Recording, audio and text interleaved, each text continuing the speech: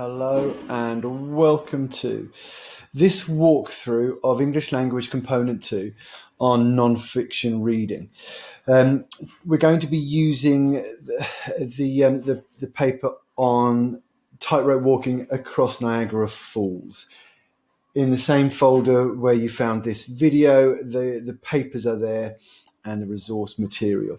We would recommend that you spend the extra 15 minutes that you will have reading through the 6 questions and the 2 texts. There will always be on this paper one text from the 19th century and another text either from the 20th or 21st century linked on a similar topic. And there will always be 6 questions. The first pair of questions will be on one text. The second pair of questions will be on the next text, and then questions 5 and 6 will be on both texts. And it works very well in terms of allocation of marks if you allow around 20 minutes per pair of questions. So pause the video now, read those materials and those questions, and then come back and we will have a look at each question one by one, making sure that you're clear on what the strategies are to maximize your marks. Question 1 has 3 parts to it. Read the newspaper article, Nick Wallander makes history at Niagara Falls in the separate resource material. A, how far above the water was Nick Wallander when he made his tightrope walk? B, name one thing that made it difficult for spectators in Canada to see Wallander making his crossing. C, give the name of one of the spectators who watched Nick Wallander. There are right and wrong answers to this. You simply need short bullet pointed or answers or quotations. One word answers are okay. Keep them very short, keep them relevant. Do not feel the need to write full sentences to answer this. Do not add more information than you need in the hope that you'll get the right answer.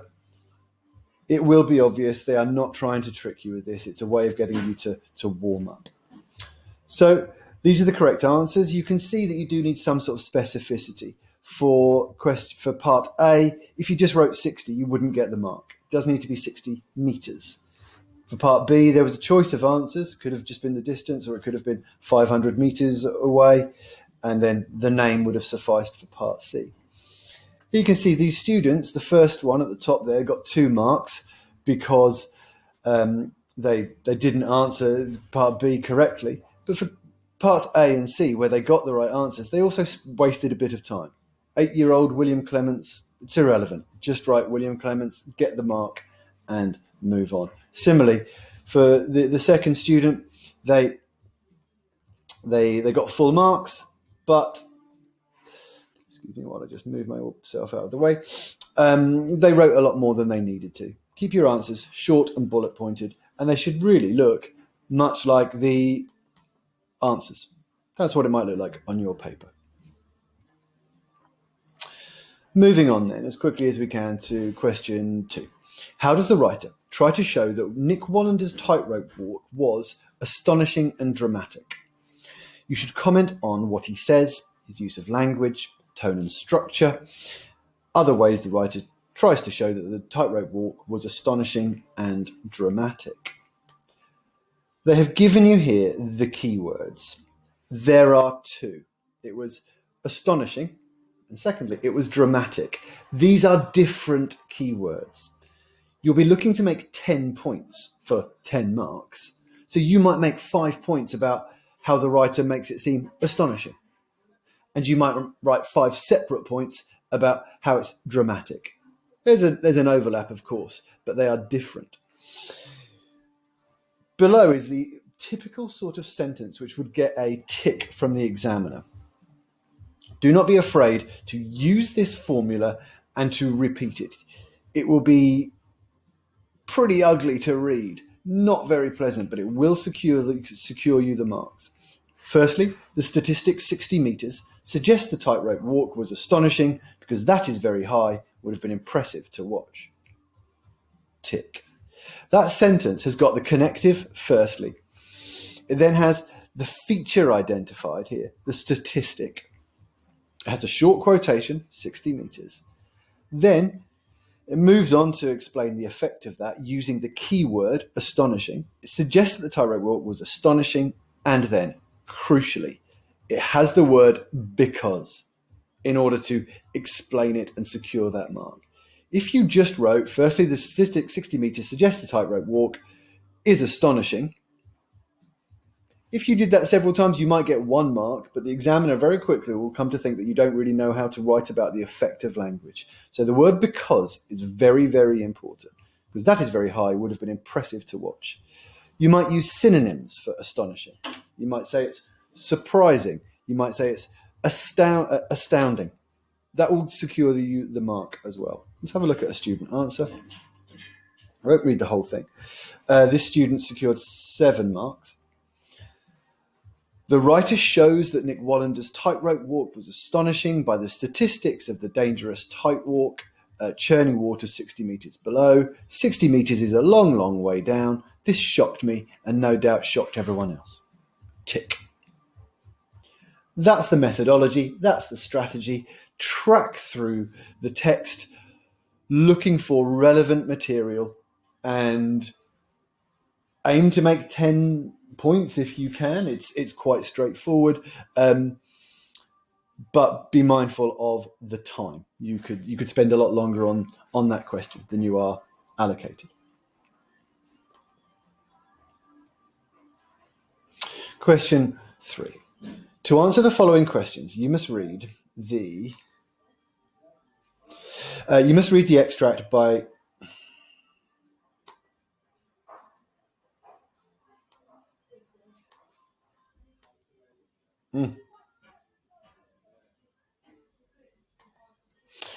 To answer the following questions, you must read the extract by George Banks on the opposite page. A. Give 1 detail from the text that suggests Niagara Falls is very impressive. B. What was the size of the crowd that watched Blondin walk across Niagara Falls? C. How long did Blondin's whole performance on the tightrope last? Note that this is question 3, so we have moved to the other text. In bold, that will signpost for you that you need to swap texts.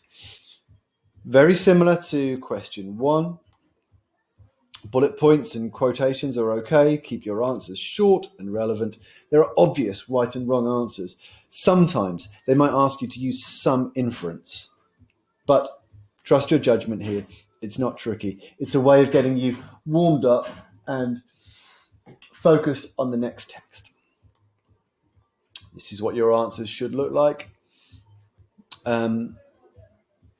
Nothing more than this. You've got options for part A. Any of those would have been correct.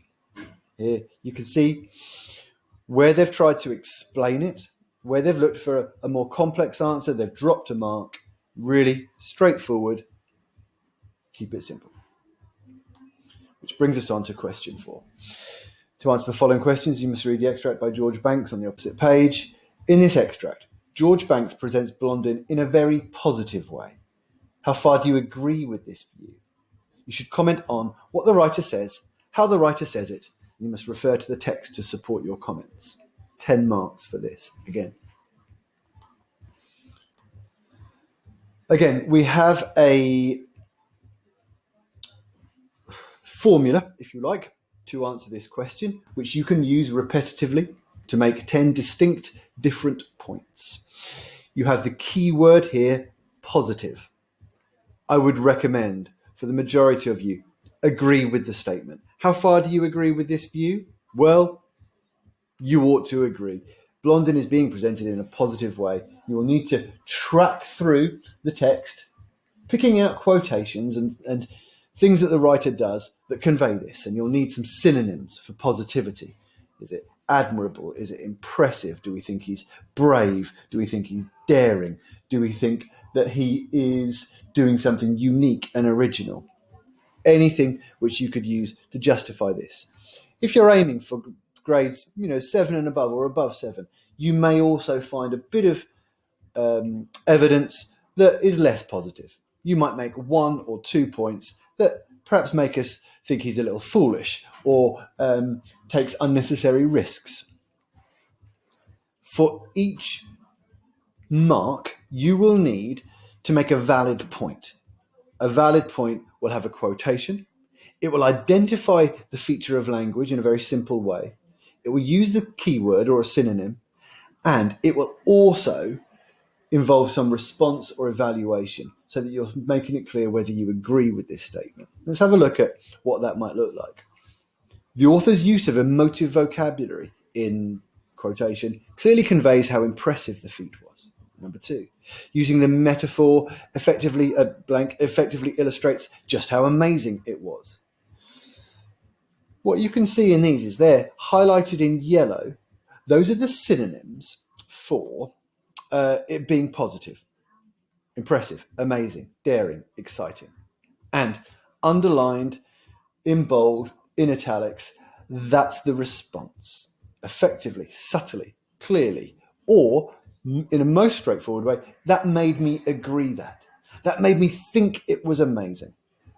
That made me feel impressed. Anything which clarifies your thoughts or your feelings in response to what you've read is an evaluation, and we'll need that again later on for question 6. Okay, so let's have a look at a student answer.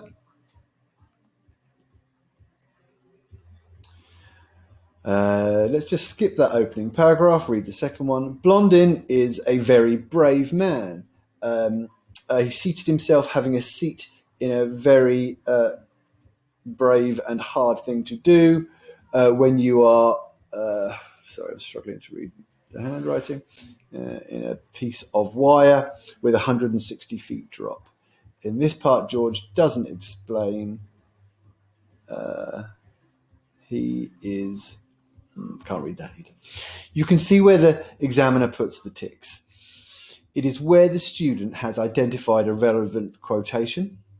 They have responded with their agreement or their disagreement about what it makes them think about Blondin, and they have identified some sort of features of language. Straightforward, difficult perhaps to find 10 different points, but doable if you track through the whole text. So you've done two questions on text 1, 2 questions on text 2. Then we come to 2 questions which are about both texts simultaneously. The first one, 1.5, reads, using information from both texts, explain briefly in your own words how the spectators reacted to Blondin and Wallander. This is not a comparison question. There is no instruction in there for you to compare. All you will need to do is take 2 details from each text that answer that question. How did the spectators react to Blondin and to Wallander? 4 points in total, 2 from each text, making it clear which text you're writing about. And if you want full marks, if you want the full 4 marks, a brief overview as well. Let's have a look at what that looks like. Here we get 2 marks. Blondin spectators are shocked and in awe of him. Okay. They believe that he's doing the impossible, whereas Wallander's fans believe that he is very brave and clever. Okay, so there's that overview and some specifics of how they react. Look at this one that gets 4 marks, and you can see they get a tick for the spectators for Blondin are trying to get a good view. Okay, and they take pictures. Tick, tick. They cheer. Tick. And they get there early. Tick. So they can get a comfortable view of the rope. Really straightforward. What do the spectators do? 2 details from each text. No actual requirement to compare, but you might write an overview sentence. Which brings us on to question 1.6. To answer the following questions, you must use both texts. Again, both of these texts are about tightrope walkers crossing Niagara Falls. Compare what Blondin and Nick Wallander did during their crossings of Niagara Falls. How the writers try to convey the dangers of crossing Niagara Falls. You must use the text to support your comments and make it clear which text you are referring to. There are 10 marks. This question does require you to compare. But were this being sent off to an external examiner, it would be a different examiner that answered each of the different 6 questions you've just answered. So there is no reason why you can't reuse all of your answers and all of your materials from the previous questions. And you ought to, when you're answering this question, you ought to feel like you are repeating yourself, like that you have already made these comments earlier on. That is intentional. Here you are consolidating and summarizing all your analysis so far. Make it very clear which text you're writing about as you switch from one to the other, and use comparative connectives to signpost and make it easy for that examiner to award the marks. Note that the bullet points ask you to write about what happens and how it's written. So there is some analysis of language and the writer's methods needed. You need quotations throughout, which I seem to have put in 2 bullet points. Let's have a look at some answers for this. There we go. So where do the ticks come? Wallander, this is a 6-mark answer. Wallander, whilst crossing Niagara Falls, took a very conservative approach. There's a nice clear point. As he slowly proceeded step by step. There's the quotation. The adverb slowly shows that he was cautious, highlighting the fact this was very dangerous. And there we go. And all of that together gets our 1st mark. You've made a point about Wallander's experience. You've got a quotation. You've got the feature identified, and you've got some analysis of the effect. Tick. Moving on. On the other hand, Blondin's tightrope walk is less conventional. This is because he performs miraculous antics. His rapid walking, acrobatics, and picture taking is very different to Wallander's cautious walk. And there's your comparison. Again, with some relevant material identified. And you will find yourself switching from one text to the other as you track through and answer that question. So those are the 6 different questions. And in brief, question 1, to recap, asks for short bullet-pointed answers. Quotations is fine. Question 2 on the same text will need to be a valid point and get a tick. It will need a quotation. You need to identify the feature, use the keyword from the question, and then remember that word because, a brief explanation. For question 3, moving to the other text, again, short bullet-pointed answers, quotations is absolutely fine. Question 4, very similar to the previous one. Question 2, you need a quotation, you need to identify features, but you can just use the word or the phrase. You don't need to know that it's an adverb. You don't need to know that it's a metaphor or a simile. Just identifying the aspect of language is helpful. Use a keyword or a synonym from the question. And then some sort of response, some sort of evaluative term. This made me agree because, or this made me think it was impressive because. Question 5. You're writing about both texts, but there's no requirement to compare. 2 details from each text, as long as they are relevant and correct, could secure you full marks. It's very helpful if you write a brief overview sentence as well. For question 6, you need to combine everything that you've just done.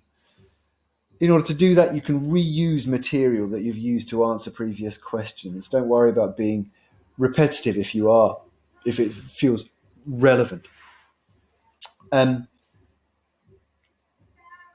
And I will leave it there. If you have any material that you have done, any past papers that you have answered, feel free to bring them to myself or Miss Gordon or to your English teacher for some feedback. But included in the folder where this video is a mark scheme if you want to mark yourself and compare your approach to the strategies given here. Hope that's useful. Come and speak to us if you need any help with anything more.